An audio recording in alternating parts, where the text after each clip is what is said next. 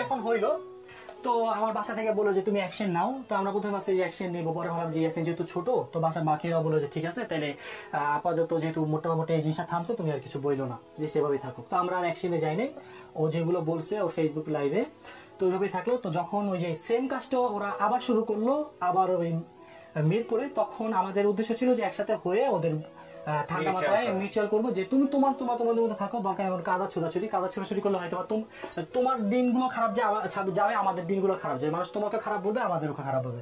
তার 1 উইক আগেই মানে এই যে ঈদের কিছুদিন পরে রাকিবকে তার একটা গ্রুপের মধ্যে বলে কি ছাপরি বস্তি, মানে আরো অনেক বাজে ভাষায় কথা বলে। আমি একটু বলি, যেখানে ইয়াসির একটা কথা বলছিল যে আপনাদের এখানে চলে যাওয়ার পর যা হয়েছে সে এবং মিথিলা একটা ইউটিউব চ্যানেল খুলেছে, তারা তাদের মতো আর্নিং করার ট্রাই করছিল, কিন্তু তার একটা অভিযোগ মিথিলা ইয়াসিনের যে আপনারা হচ্ছে তাদের টিম সেটাতে নেই, এবং একই সঙ্গে তারা যে একটু আর্নিং করছিল ইউটিউব চ্যানেল দিয়ে ফেসবুক পেজে, সে আর্নিং সোর্স গুলো আপনি বন্ধ করে দিচ্ছিলেন। এটা সেটাই বলেছে যে কপিরাইট বেড়েছেন, তারা আর্নিং বন্ধ করে দিয়েছেন।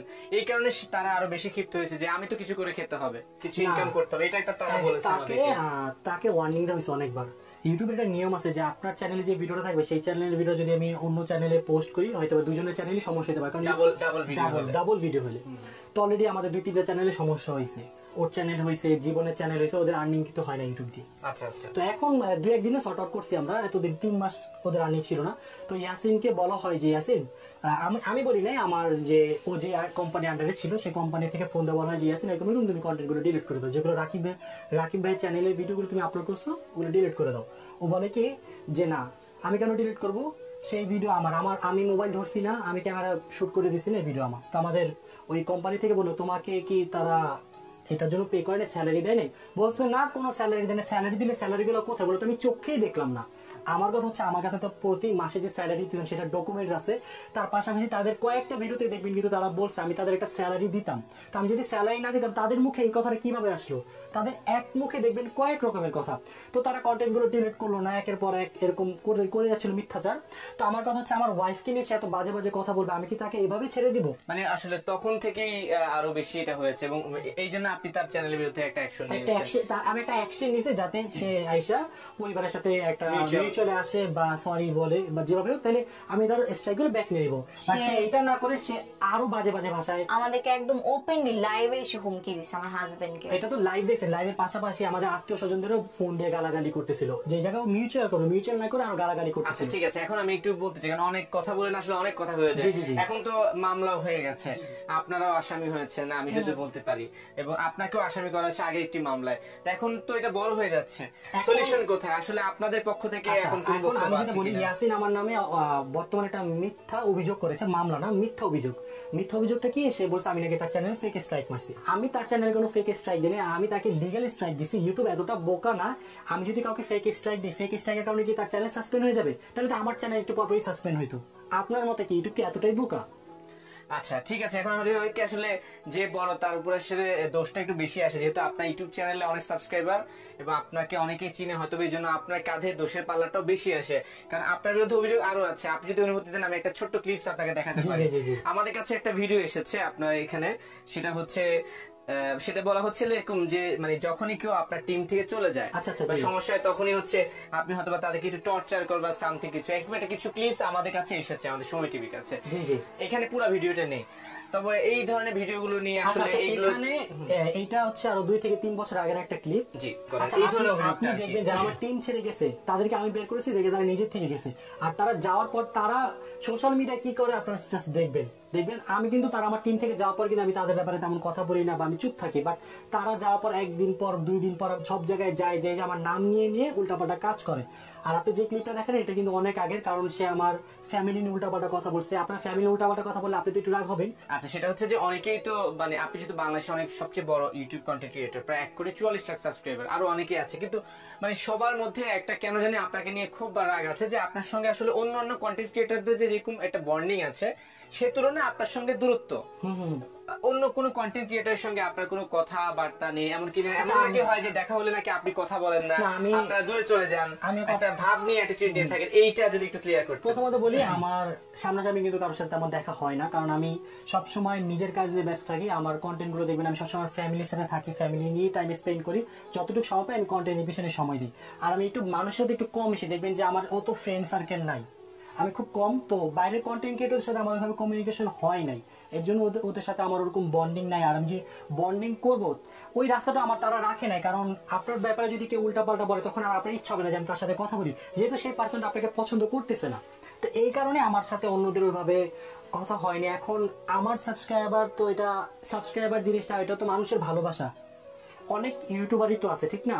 এখন তাদের মধ্যে যদি মানুষ আমাকে একটু বেশি পছন্দ করে, এটা তো আর আমার ফল্ট না, আর আমি তো কাউকে জোর করে সাবস্ক্রাইব করাতে পারবো না। এখন মানুষ আমাকে ভালোবাসে, মানুষ আমাকে সাবস্ক্রাইব করে, এতটুকুই। এটাই শেষ প্রশ্ন। আচ্ছা, সেটা হচ্ছে যে আপনার কন্টেন্ট বেশিরভাগ একটু ছোটরা বেশি দেখে ফেলে, দেখে বেশিরভাগই। অনেকে বলছে যে এমন কিছু কন্টেন্ট মাঝে মধ্যে আপনারা বানান যেগুলো আসলে ছোটদের সঙ্গে যায় না, ছোটরা কি শিখছে, এটা নিয়ে আপনি কিছু বলবেন? আমি প্রথমত বলি, আমার কন্টেন্ট সবাই দেখে, শুধুমাত্র যে ছোটরা দেখে সেটা না। আর ছোট বাবুরা দেখে, ছোট বাবুরা বাবা মা দেখে, বোন দেখে, ভাই দেখে, দাদা দাদি দেখে, কারণ সবার সাথে তো আমাদের বাইরে গেলে দেখা হয়, কমিউনিকেশনে। তো সেভাবে সব ফ্যান বেস আমাদের দেখে, যে কারণে আমাদের গ্রোথটা সবচেয়ে বেশি হয়েছে। আর আমরা সবসময় ট্রাই করি যে আমাদের এমন কোনো কন্টেন্ট আমরা বানাবো না যেটা দ্বারা ছোট বাচ্চারা ভুল শিখবে বা ভুল করবে। হয়তো বা মানুষ মাত্রই ভুল, আমাদের এমন কোনো কন্টেন্ট থাকতে পারে যে যার কারণে দু একটা ভুল মেসেজ যেতে পারে, বাট আমরা সবসময় চেষ্টা করি যাতে আমাদের ওই মিস্টেকটা না হয়। আগে যেরকম আমরা ধরেন শুধুমাত্র চ্যালেঞ্জ ভিডিও বানাতাম, এখন কিন্তু আমরা শুধুমাত্র চ্যালেঞ্জ ভিডিও বানাচ্ছি না, আমরা চ্যালেঞ্জ ভিডিওর পাশাপাশি ট্যুর করতেছি, ওয়ার্ল্ড ট্যুর দিচ্ছি। একটা বিষয় আমার কাছে যেটা বয়সের সাথে সাথে অনেক কিছু এমনিতে অটো চেঞ্জ হয়ে যায়, নরমালি চেঞ্জ হয়ে যায়। আর আরেকটা জিনিস দেখবেন, বাংলাদেশে যত ইউটিউবার আছে তাদের মধ্যে কিন্তু আমাদের এইজটাই সবচেয়ে কম। অনেক আড্ডা দিয়েছি, অনেক ঝড় তুফান নিয়ে কথা বলেছি। এবার একটু ক্যারিয়ার নিয়ে চলে আসছি। রাকিব হোসেন ইউটিউবিং শুরু করলেন কবে থেকে আপনি? মূলত আমি ইউটিউবিং ক্যারিয়ার শুরু করছি অলমোস্ট 6 বছর চলতেছে। 6 বছর হয়ে গেছে, অর্থাৎ 2018 সালে। জি। আমার কাছে কেন জানি মনে হয় যে আপনার শেষের দিকে সাবস্ক্রাইবার খুব দ্রুত গতিতে বেড়েছে, এবং এটা নিয়ে আবার অনেকে সন্দেহ আছে যে কিভাবে এত সাবস্ক্রাইবার হলো। না, এটা নিয়ে কিন্তু আমি কথা শুনেছি, খুব দ্রুত গতিতে সাবস্ক্রাইবার বাড়লো, এটা নিয়ে অনেকে সন্দেহ আছে যে রাকিবের সাবস্ক্রাইবার এত দ্রুত আসলে কিভাবে বাড়ছে। আমি বলি, আপনি যদি আমার আগের কাজ করার মাত্রা আর এখনের কাজ করার মাত্র দেখেন, তাহলে আকাশ পাতার পার্থক্য। আগে আমি মাসে 1-2টা ভিডিও আপলোড করতাম, বাট এখন আমি চেষ্টা করি কি একটু বেশি অ্যাক্টিভ থাকি। আর আগে ধরেন মাসে 1-2টা দিতাম, বাট এখন মাসে এমন হয়েছে আমি 5টা 6টা 10টা ভিডিও আমি বানাই ফেলি। আচ্ছা, যত বেশি কন্টেন্ট তত সাবস্ক্রাইবার রেটটা বাড়ে। হ্যাঁ, ডে বাই ডে মানুষ আমাকে দেখতেছে, আমার চ্যানেল বড় হচ্ছে। আগে ধরেন আগে আমাকে 2 জন দেখছে, এখন আমাকে 4 জন দেখে। তো এইভাবে ডে বাই ডে যখন আপনি 20 জন দেখবে, তখন ওই 20 জন আপনাকে আরো 20 জনকে বলবে। তো এই কারণে আমার সাবস্ক্রাইবারটা ডে বাই ডে আরো বেশি বাড়তেছে। আর রিসেন্টলি দেখবেন যে অনেকে যখন আমার 10 মিলিয়ন সাবস্ক্রাইবার হয়, আমাকে অনেক সমালোচনা করে। তো এই সমালোচনার কারণে অনেকে ভাবে যে কে ছেলেটা, একটু দেখি, যারা আর কি চেনতো না। তো তারা যখন আমার চ্যানেলে গেছে, তারাও আমার কন্টেন্ট পছন্দ করা শুরু করলো। তখন আমার 1 মাসের মধ্যে 3 মিলিয়ন সাবস্ক্রাইবার বাড়ে, অলমোস্ট 1 মাসে 30 লাখ অলমোস্ট। তো আমি হচ্ছে মাঝে মধ্যে সমালোচনা আসলে পজিটিভ হয়ে আসে না, তো যখন তারা আমাকে নিয়ে উল্টাপাল্টা বলতেছে, তখন মানুষ যাচ্ছে যে আসলে দেখি ও কি করতেছে। যাওয়ার পর দেখছে যে না, আসলে ওরা যা বলছে তো মিথ্যা বলছে, এই ছেলেটা তো আসলে ভালো কাজ করতেছে, তো আমরা একে সাবস্ক্রাইব করে দিই। আচ্ছা, আপনাদের সঙ্গে অনেক আড্ডা দিলাম। শেষমেশ যদি আপনাদের ভক্তদের উদ্দেশ্যে, আপনাদের লাভার্স আছে, হেটার্স আছে, সব উদ্দেশ্যে যদি কিছু বলার থাকে চাইলে বলতে পারেন। কি আগে বলবেন? Ladies first. আচ্ছা, আপনি আগে বলেন। সেটা হচ্ছে আমার বাবাকে নিয়ে আমি বলবো। আমার বাবা সিএনজি চালক হোক বা সে রিক্সা চালক হোক, শুধু আমার বাবা কেন, আমাদের বাংলাদেশে অনেকের বাবাই আছে যারা রিক্সা চালায় বা সিএনজি চালায়। তারা কি মানুষ না? তারা অবশ্যই মানুষ। তো কোন মানুষকে এভাবে ছোট করে দেখাটা আমার মনে হয় না। পেশা দিয়ে কাউকে আসলে ছোট করা উচিত না। সবচেয়ে বড় কথা হচ্ছে ও আমার ওয়াইফ, আমি ওকে বিয়ে করছি, তো ওর বাবা রিক্সা চালাক, সিএনজি চালাক, যেটা আমার ব্যাপার। ভক্তদের উদ্দেশ্যে যেটা বলবো আজকে আমরা আপনাদের জন্য এই জায়গায়, আর হেটার্সদের উদ্দেশ্যে যেটা বলবো যে আসলে আপনারা হেট করেন, সমস্যা নেই, আপনারা যাকে যত বেশি হেট করবেন, করতে থাকেন, হেট দিতে থাকেন। আপনাদের এই হেট থেকেও আমরা শিক্ষা নিতে পারি। আসলে হেটার্স অনেক সময় অনেক ভুল ধরিয়ে দেয়, সেই ভুল থেকেও শিক্ষা নেওয়া যায়। আর আমরা ডে বাই ডে শিখছি, মানুষ মাত্রই ভুল। আমরা চেষ্টা করবো যতটুকু ভুল না করে চলা যায়। অ্যান্ড আমার সবচেয়ে বড় যে আমার যে সমস্যাটা আমার মনে হচ্ছে যে আমার সাবস্ক্রাইবারটা মানুষ টার্গেট করে, যে ওর সাবস্ক্রাইবার 14 মিলিয়ন, ওকে টার্গেট করো। আমি যদি কোনো ভুল করে থাকি, অ্যাজ এ পার্সন আপনি আমাকে বলতে পারেন, মানে কথায় কথায় ওর সাবস্ক্রাইবার এত, ওর সাবস্ক্রাইবার এত, এই জিনিসগুলো আমরা না টানি। ভুল হলে আপনি ডাইরেক্ট বলতে পারেন যে রাকিব এটা করছে, রাকিবের এই মিস্টেকটা। তো যাই হোক, আশা করি এই ভিডিওটার পর সবকিছু ক্লিয়ার হয়ে যাবে। আর আমরা এখনো চাই যে ইয়াসিন মিথিলা এভাবে অনলাইনে মিথ্যাচার না করুক, আর আমরা যদি অপরাধ করে থাকি তারা সেই অপরাধগুলো যে আমাদের আইনের আওতায় নিয়ে আসুক। তারা তো বলতেছে যে আমাদের আইনের আওতায় নিয়ে আসবে, আমরাও চাই তারাও আইনের আওতায় আসুক, তারা কি করেছে তাদেরগুলোও আসুক। এতদিন আমি কোনো অ্যাকশন নেই নাই, সে আমি যতটুকু জানি সে আমার নামে একটা অলরেডি মিথ্যাচার করছে, যে আমাকে মিথ্যা স্ট্রাইকের মামলা দিচ্ছে, আমি সেটা লিগ্যাল অ্যাকশনে যাবো, সমস্যা নেই। তো এতটুকুই, এখন দেখা যাক কি হয়, বাকিটা আল্লাহ ভরসা।